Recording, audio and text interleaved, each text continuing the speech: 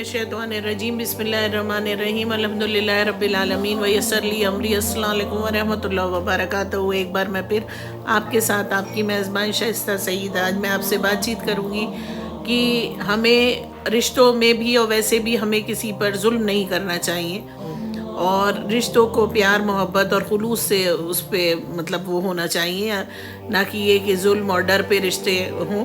तो इस तरह से नहीं। और ख़ास तौर से जो रिश्ते होते हैं, मियाँ बीवी का रिश्ता हुआ या औलाद के जो रिश्ते हुए, तो उसमें जो है जुल्म ज़्यादती नहीं होना चाहिए। जब हमारे माशरे में आजकल इसका बहुत आम सा रिवाज है कि जो एक देखा जाता है कि मतलब इतना कुछ जगह पे तो ऐसा हालात हैं कि मियाँ बीवी के रिश्ते ना हो गए, ऐसा लगता है कि जैसे जानवर है और कोई उसका हाकिम है, यानी बीवी की हकीकत एक जानवर से ज़्यादा नहीं समझी जाती। कुछ घर तो मैंने अपनी ज़िंदगी में इर्द गिर्द ऐसे भी देखे हैं कि मतलब वो बंदियाँ, घर की जो बीवियाँ हैं वो ऐसे डरती हैं जैसे कोई घर में गाय भैंस बकरी बंधी हो और मालिक हाकिम आ रहा है कि मतलब खाना बनाकर अगर कोई बंदी रख रही है, वाइफ रखती है, तो उस पर होता है कि भाई खाना कैसे बनाए, ये है वो है, मतलब फिरौनियत। तो इस तरह का जो बिहेवियर है वो इस्लाम में बिल्कुल मना है, उसकी कोई जगह नहीं है। क्योंकि मियाँ बीवी का रिश्ता जो है वो अल्लाह पाक ने बहुत मुक़द्दस बनाया है, बहुत पाक साफ़ बनाया है। और ये वो पहला रिश्ता है जिसकी तख्लीक़ अल्लाह सुब्हाना ताला ने की, हज़रत आदम अलैहिस्सलाम को बनाकर और हज़रत बीबी हव्वा को बनाकर। सबसे पहला रिश्ता जो बना तो मियाँ बीवी का रिश्ता बना।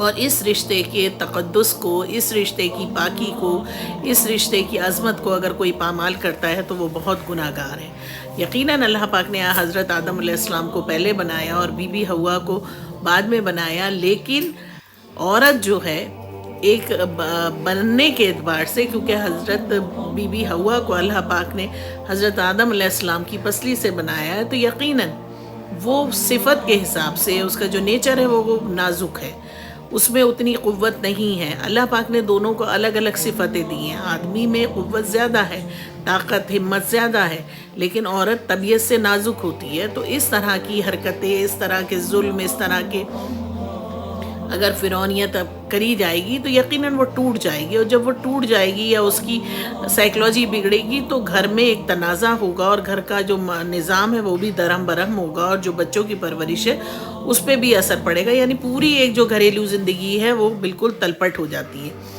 तो इस तरह के माहौल से बचना चाहिए। आप किसी की बच्ची को, अगर किसी की बच्ची से आप निकाह करते हैं, उसको अपनी शरीक हयात बनाते हैं, अपनी ज़िंदगी में लाते हैं, तो आप उससे क्या तवक्को करते हैं कि वो आपके घर को खुशगवार बनाए, आपके घर में एक अच्छा माहौल बनाए। तो उसके लिए ज़रूरी है कि पहले आप भी उससे जो चीज़ आप किसी दूसरे से चाहते हैं वो चीज़ आपको उसको देना हो। आप इसको इस तरह से भी समझिए कि जब कोई एक बड़ा पौधा हो, आप कहीं बीज डाल दो या कोई बीज डाल दो तो वहाँ जर्मिनेशन हो रहा है, वो आराम से निकल आएंगे। लेकिन अगर कहीं ये होता है कि कोई बड़ा प्लांट लगा है, कोई बड़ा पेड़ लगा हुआ है, उसको शिफ्ट करना है, कहीं दूसरी जगह लगाना है, तो उसके सर्वाइवल के चांसेस कम हो जाते हैं कि पूरा तनावर दरख्त है या कुछ है उसको निकालना, तो अक्सर ये होता है कि वो पेड़ मर जाता है कि वो अपनी जगह छोड़ रहा है। अब एक बच्ची है जहाँ वो पली बढ़ी, एक पूरा वक्त उसने गुजारा, उसकी ज़िंदगी, उसका माहौल, शादी के बाद वो सब चीज़ें छूट जाती हैं और एक नए माहौल में, एक नई ज़िंदगी में वो फिर एक नई शुरुआत करती है। तो उसको पनपने के लिए, उसको संभलने के लिए कुछ ना कुछ मौका देना चाहिए, कुछ उसको प्यार देना चाहिए, हमदर्दी देना चाहिए, खुलूस देना चाहिए, ताकि वहाँ पर वो अपने आप को मानूस समझे, अपने आप को ये समझे कि मुझे यहाँ पे तहफ़्फ़ुज़ है, जो मुझे मेरे वालिदैन से, मेरे अपनों से मिलता था।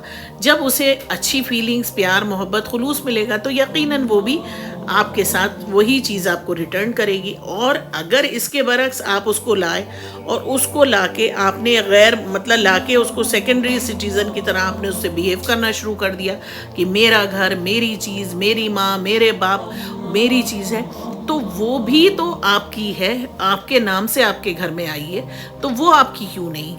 तो इस तरह के जो जुमले, इस तरह की जो बातें होती हैं, फिर एक दूसरे को इज़्ज़त देना। इज़्ज़त रिश्ते में बहुत बड़ा, अगर आप किसी को इज़्ज़त देंगे तो आपको पलट के इज़्ज़त मिलेगी।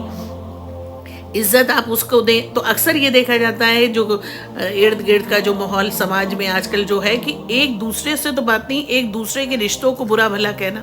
اب آپ اس کے گھر والوں کو برا کہیں گے تو وہ پلٹ کے آپ کے گھر والوں کو برا کہے گی. ٹٹ فار ٹیٹ ہوتا ہے تو اس سے بھی تنازع بڑھتا ہے. تو اس سے گریز کریے. اگر آپ کا مسئلہ آپ کا ذاتی ہے تو آپ اپنی ذات تک رکھیے کہ اس کے ماں باپ کو، اس کے بہن بھائیوں کو، اس کے لواقین کو آپ برا بھلا نہ کہیے.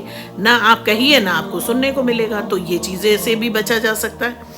اور اگر کوئی شکایت ہے، کیونکہ اللہ پاک نے جو میاں بیوی کا رشتہ بنایا ہے وہ اتنا خوبصورت اور اتنا پاک اور اتنا مطلب شفاف رشتہ ہے کہ اس میں کوئی گجلک یا کوئی الجھن ہے ہی نہیں. اگر اس کو دیکھا جائے کلام پاک کی روح سے کہ اس رشتے کو اللہ پاک نے کتنا خوبصورت بنایا ہے کہ لباس کی اس کو وہ سملی دی ہے، اس کو تشبیہ دی ہے کہ لباس کی مانند ہے میاں بیوی کا رشتہ. تو ایک دوسرے کی اگر کوئی کمیاں ہیں تو اس کو چھپائیے.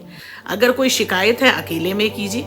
یہ نہیں کہ سارے محفل بیٹھے ٹونٹ کر رہے ہیں. بہت سے لوگ ایسے ہیں، میں نے اپنی زندگی میں دیکھا کہ بہت سے لوگ ایسے ہیں کہ وہ پتہ چلے بیچ محفل میں بیٹھے ہوئے بیوی کے گھر والوں کو گالیاں دے رہے ہیں، برا بھلا کہہ رہے ہیں، ان پہ پن کر رہے ہیں، سیٹائر لینگویج ان کے لیے یوز کر رہے ہیں. تو یقیناً وہ بھی انسان ہے، اس کا دل دکھتا ہے. تو پھر وہ الٹا آپ کو اس پہ حملہ ور ہوتی ہے، پھر وہ آپ کے لیے غلط سلط کرے گی.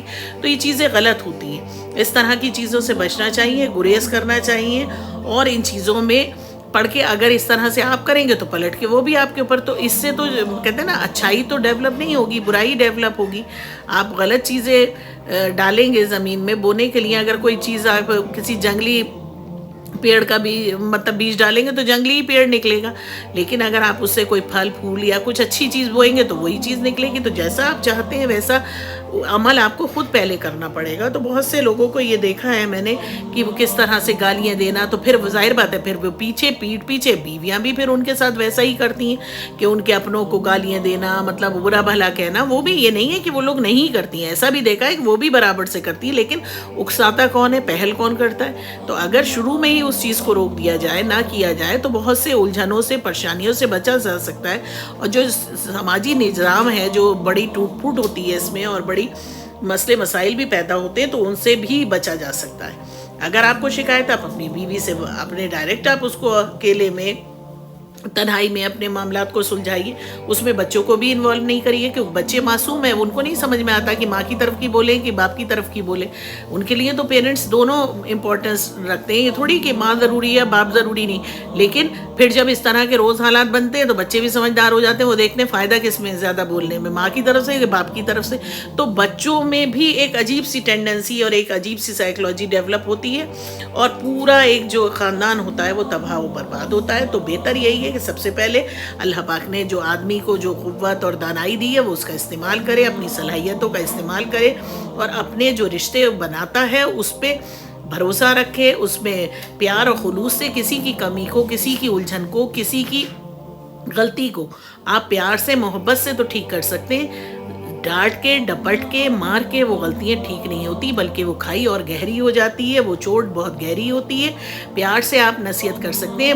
برائی جو مٹتی وہ اچھائی سے مٹتی ہے. برائی برائی سے نہیں مٹتی. تو بہتر یہی ہے کہ بری بات یا بری چیز کو مٹانے کے لیے اچھائی کا سہارا لیجئے.